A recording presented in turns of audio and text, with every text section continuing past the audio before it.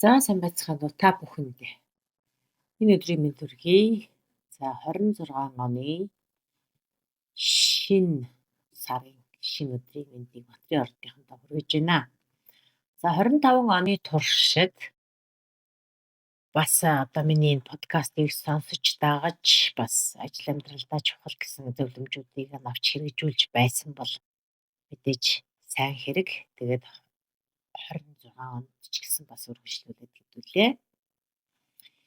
Энэ төлөв астрологийнхаа төлөв байдлыг яриад амьдралдаа хэрэгжүүлээд явчаа гэж ингэж бодож байгаа. За 26 оны энэ 6 астрологийн төлөв байдал бол ерөнхийдөө гар гисүүдийн шижилт таны ордонд ямар гэр бүл чинь яаж нөлөөлөх вэ гэдгийг л товчхон ярьж байгаа юм. За тэгэхээр Батрын ордныхны тухайд бол танд бол 26 он харилцаа холбоо, хамтын соёхоо, гэр бүлийн хүрээлэлд маш томоохон өсөлт гаргаж илээ гэж астрологч судлаач хэлж байгаа юм байна. За таны орд буюу одоо Батрын ордыг бол Сатурн буюу санчир гараг удирддаг. За тэгэхээр Сатурн буюу санчир гараг маань байрлалаа өөрчилж байгаа. За энэ өөрчлөлт бол танд ирч хүч илүү хөнгөн уян хатан байх тийм боломжийг олгож байна гэж юм. За мэдээж оны эхний хамгийн том өөрчлөлт шилжилт бол Сатурн буюу санчир гараг, Нептун буюу далай ван гараг хоёрын шилжилт хөдөлгөөн юм байна. За Сатурн бол 1 сарын 26-нд хоньны орд руу орно. Харин Нептун буюу далай ван гараг болохоор 2 сард бас хоньны ордонд орно. За ингээд 1-2 дугаар сард бол энэ шилжилтүүд болно. Энэ шилжилт таны 4-р гэрт үйлчлэнэ гэсэн үг. За 4-р гэр гэхээр бол гэр бүл, таны орон байр, үл хөдлөх хөрөнгө, одоо бас эцэг эхийн чинь гэр оронг илэрхийлнэ гэдэг. Тэгэхээр энэ үед бол таны хувийн амьдрал болон амьдарч байгаа орчин, тэрний бүтэц гэр орон, тэр бүхэнд бол маш том өөрчлөлт эхлэх нэ гэж ойлгож байна.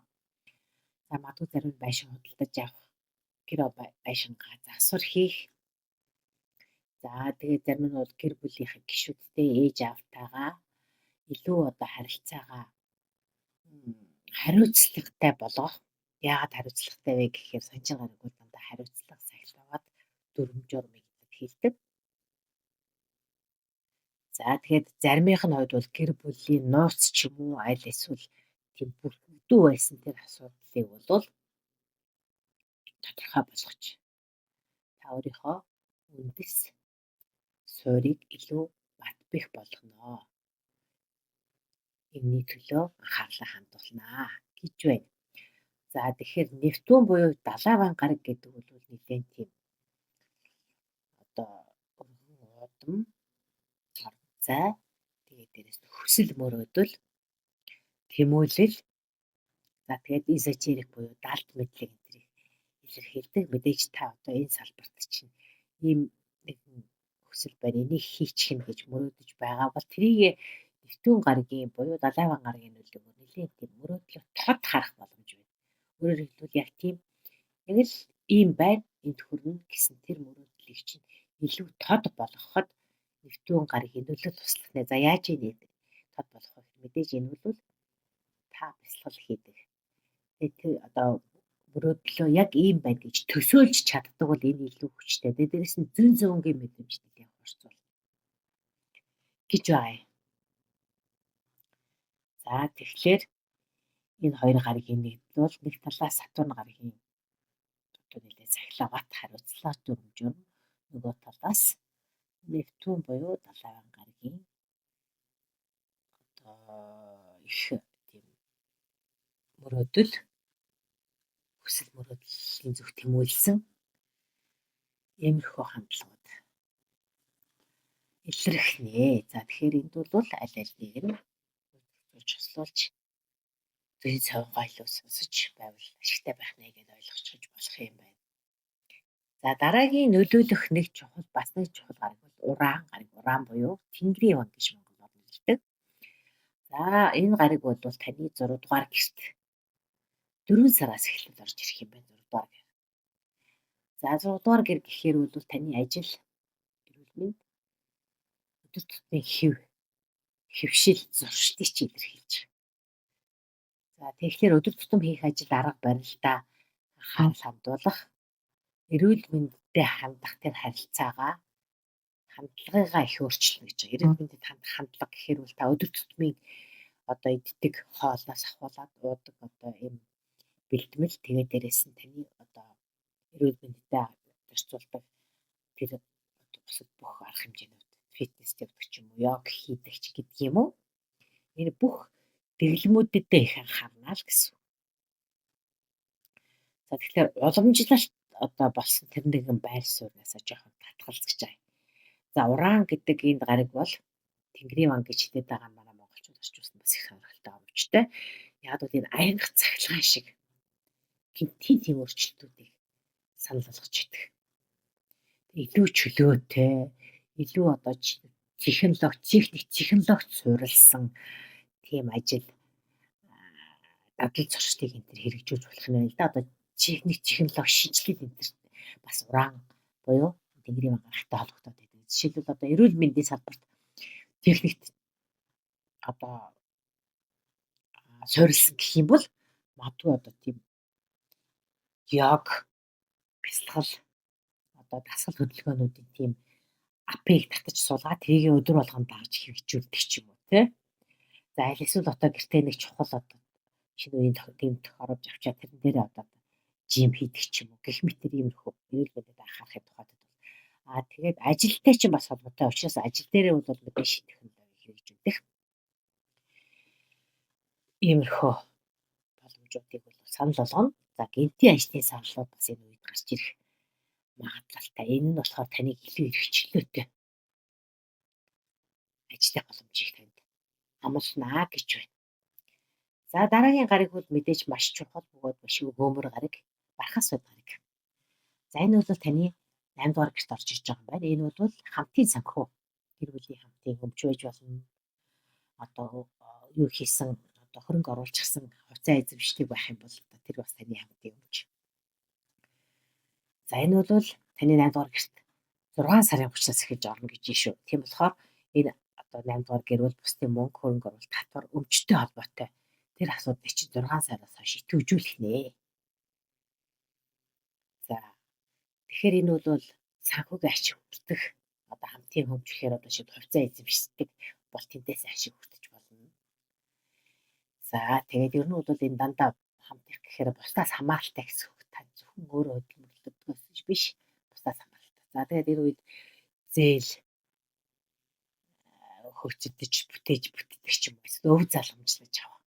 Эсвэл даатгалын нөхөн төлбөр юм уу хамтрагчийн чинь орлого таны гэр бүлийн хамтрагчийн чинь орлого эрсдийн бүтдэг ч юм уу.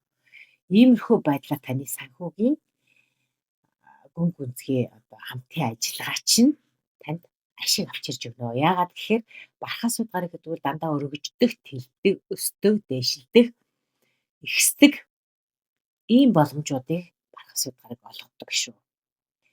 За тэгээд энэ үед бас нэг анхаарах ёстой зүйл бол Нептун гаригийн нөлөөгөөр бол бас нэг Нептун гэдэг гаригчин бол өсөл мөрөөдөл. За тэгээд ер нь бүхнийг нэг тийм ягаан шид гэж хэлдэг юм да.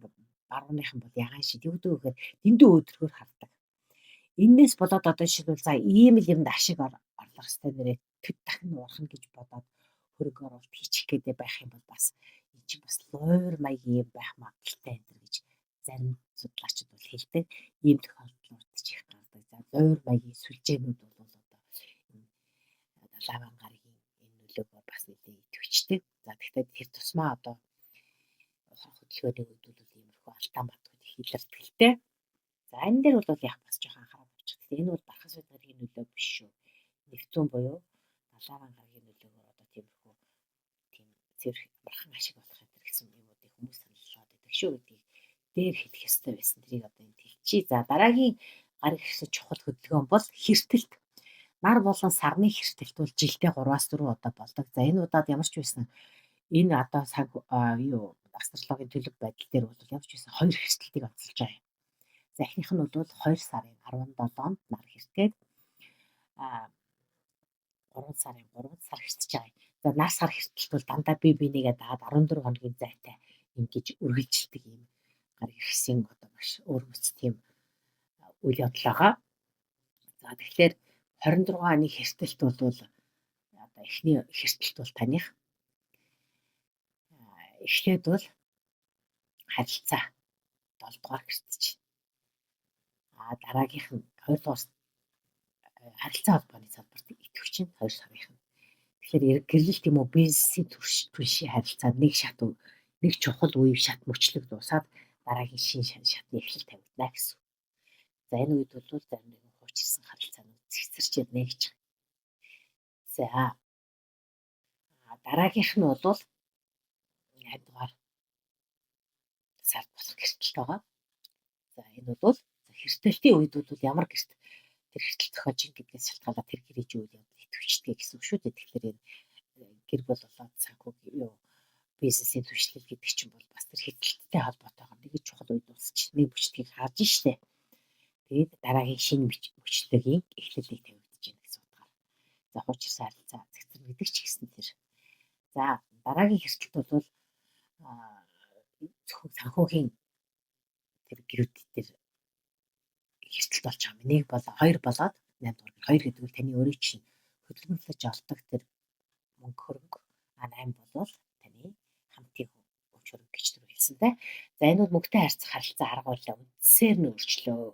Санхүүгийн хувьд та өөрөө бие даахыг хичээ гэсэн ийм одоо нөхцөл байдлыг танд тулгах юм байна л да. 8 дугаар сарын хэртэлт бол. За энэ дээр анхаарч энэ тэгээд тухай үеийн саруудын төлөв байдал дээр энэ тодорхой юм явуулчихсан дээр. Тэгээд за сүүлчийнх нь бол суур гарагийн ухрах хөдөлгөөн. За суур буюу Venus гэж хэлдэг энэ гараг бол 10-11 сард ухрах хөдөлгөөнд орж байгаа. За энэ ухрах хөдөлгөөн бол таны 10 болоод 11-р гэрүүдийг хамрах юм байна. За тэгэхээр 10-р гэр гэдэг бол таны карьер, албан тушаал, ажил үр нийгэмд эзлэх байр суурийг илэрхийлдэг бол 11-р гэр гэдэг бол найз нөхдөд хүрээлэл олон нийтийн бүлгийг хамардаг. За тэгэхээр энэ суур гараг ухарч байгаа учраас энэ үед дээрх гэрүүдэд 10 дугаар болон 11-р гэрүүдэд болсон үйл явдлуудаа та эргэж нэг харна. Хаанаа алдаа гарч юу? Хаанаа та засах шаардлагатай юм байна гэдгийг эргэж харна гэсэн. За тэгээд дээрэс нь энд бол хуучин танилуд чинь эргэжүүлсэн суур гараг ухарч байгаа учраас шүү дээ. Ретро хөдөлгөөн бол дандаа өнгөрснийг илэрхийлдэг. Өнгөрсөнд хийсэн алдаа, өнгөрсөн хийсэн дололт, өнгөрсөнд байсан түвш энэ бүхнүүдийг дандаа ингэж илэрхийлдэг. Тэгэхээр хуучин танилуд чинь эргэж ирдэг юм уу? Эсвэл та нийгэмд эзлэх байр суурьтайгаа холбоотой өнгөрсөн үед болсон тэр асуудлуудыг та нэг эргэж зөхиж харах шаардлагатай болж байгаа. За тэгээд хүсэл мөрөөдөл зорилго тэмүүлэл буюу одоо тэр нийгмийн хүрээ, найз нөхдийн хүрээнд болж байгаа тэр ижил үзэл бодолтой хүмүүстэй нэгдсэн нэг төсөл хөтөлбөр үйл ажиллагаа байгаа бол тэрэнд чинь бас ретро хөдөлгөөний үед өөрчлөлт орж байгаа гэдгийг та бас мэдрэх болно гэсэн байна. За хамгийн сүүлийн гариг бол ангараг гариг. За ангараг буюу Марс гариг гэж хэлдэг тийм. За энэ бол бас л ухрах хөдөлгөөнд орж байгаа. Энэ бол оны сүүлчээр. За энэ ухрах хөдөлгөөн дахиад л таны 8 дугаар гэрийг хамарч байна. За энэ бол хамтын санхүү. За ямар ч байсан энэ онд бол таны хамтын санхүү, хамтын өмч хөрөнгөтэй холбоотой асуудал нэлээд анхаарал татах юм байна. За тэгэхээр бол энэ бас Марс гариг буюу ангараг чинь бол ангараг гариг бол оны сүүлчээр ухарч байгаа юм байна. Тийм учраас энэ бол бусдад одоо холбоотой жишээлбэл бусдад хамтарсан хөрөнгө санхүүтэй холбоотой маргаан гарах бай. Өрзөөлийн асуудал басна гэж шийдэх хэрэгтэй болж магадгүй гэж. За тэгэхээр яг энэ үед бол санхүүгийн гэрээ хэлцэл хийхэд нэлээд анхааралтай боломжтой хандаарай гэсэн байна. За энэ хүрээд Мацын ордныхны 26 оны гариг ирхэсийн төлөв байдлыг ингээд өндөрлөж бай та бүхэн. Энэ хүртэл хамт сонссон та бүхэнд баярлалаа. За тэгээд дараагийн сарын төлөв байдлаар уулзъя. За мэдээж энэ одоо төлөв байдал болоод миний ерөнхийдөө ингээд хийж байгаа бүхэн та бүхэнд таалагдж байгаа бол бусдаа хуваалцаарай. Мэдээж лайк, шеэр, subscribe хийгээрэй гэж хүсье. Энэ нь бол та миний энэ одоо хэмрийг үнэлж басад тусалж байгаа хэрэг юм шүү гэж хэлье. За ингээд дараа уулзъя. Баяр таа.